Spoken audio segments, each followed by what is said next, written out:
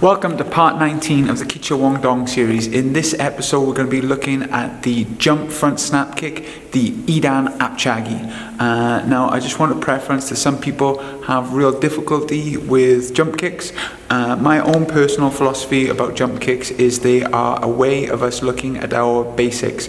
If your basics are not there, then the jump kicks will be difficult. But if your basics are strong and you perform the jump kicks, then doing these more difficult jumping kicks will actually help strengthen your basics and your understanding of how to do them correctly. With that said, in order to do this kick, you obviously have to do a basic Ahp Cha Ki front snap kick. I have a tutorial for that on the channel. Please check it out. The link is in the description. And also, you need to have the fundamentals of jumping. So let's just quickly go through those principles now. So to start off with, I would recommend just lightly jumping on the spot on the balls of your feet and getting that spring going on the balls of your feet and thinking lightly. Okay. Once you're on the balls of the feet, you're going to lift up as high as you can every few jumps and then land softly. Bend your knees, landing on the ball of the foot, trying not to make a lot of noise. One of the things that happens is people land dead on their heels and they cause injuries. So I always tell my students to land like a cat or a ninja, try and make as little sound as possible.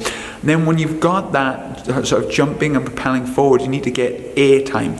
So the main way of doing that is to jump up and lift your knees to your chest. And again, perform this a couple of times. Use your core to tuck your knees in and keep your hands up for balance, keeping your head looking forward. Again, old saying, if you look down, you will go down. If you look up, you will go up. So try and get your shisan, your focus of your eyes on what you want to jump to. Once you've got the jump down, I would recommend stretching out before doing these jumping kicks. They can be quite taxing on the hamstring, especially if you're not used to them. But we're going to start working on this scissor motion. So lifting one knee, then another knee. So it's kind of like high knees, so you can get going high knees. And then when you've developed that, just start practicing jumping forward with a jump knee kick, an Dan Ahp Cha Ki, and just go to your hands or with a partner.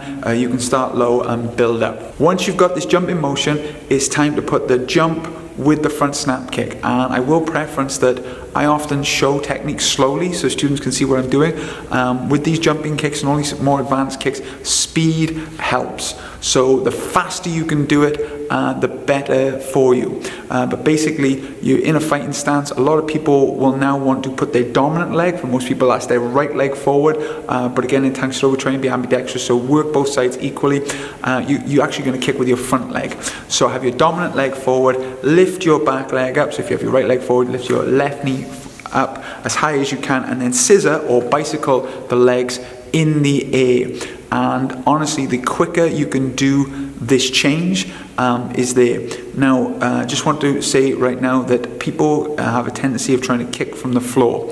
Don't do this. What you need to do is you need to jump up with those knees, like we've been practicing in the warm-up, and at the very height of the kick, you flick out. And try and flick the kick forward, still using your hip as you would do on the floor. So don't kick from the floor. Lift your knees up, and then when your knee is in the highest position, this is why I've been telling you to get these high knees, all these exercises we did, so you can lock the kick out straight. So the main common mistakes I see with this kick is people not lifting the supporting knee, i.e. the non-kicking leg. They lift it up very shallow, and they have to do most of the heavy lifting with their other leg, and they wonder why they can't kick high or get off the ground. So what you want to be able to do is you want to be able to bring this knee as high as you can, again to your chest, and then kick out. Don't be lazy and leave that knee low. Lift both knees up as high as possible. The second one then is the kick, the toes coming back on themselves. People think because they're jumping up, the target is still some magical thing, and this has a lot to do with how we target practice. People often hold a pad straight down and we kick straight up. This is fine for a fun little competition, but is not an effective kick. We still want to be kicking forward. So try and kick like a wave rider, that's a flat surface, or a shield, something that's flat so you can drive your hip forward as you do with a normal Ahp Cha Ki. The third mistake is people throwing their hands down and therefore off balance them, and sometimes it forces them to land incorrectly. So while you're kicking, still keep your hands up and your head up as well as you're kicking. Try and keep your posture strong.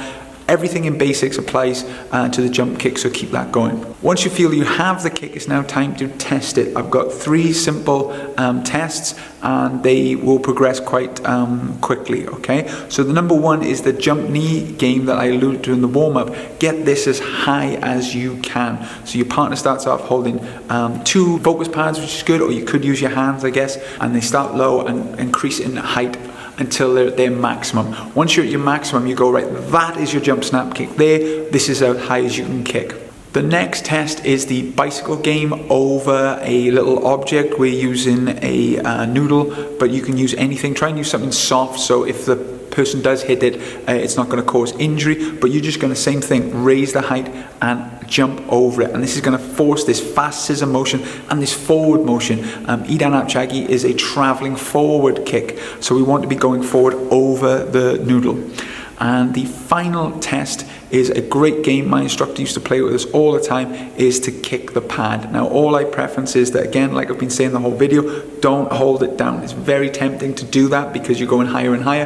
You think the pad should be held down. Try and hold it at an angle, not completely straight, because that's a bit hard as the pad gets higher, but at an angle here, so they are kicking the leg forward. Make sure you bend your toes back when you're kicking, and it just goes higher and higher, and it's a good way of measuring your progress for the Dan Ahp Cha Ki. I really hope you've enjoyed this kick. It's the first jump kick we've done on the channel, so we will be going on to other jump kicks in the future.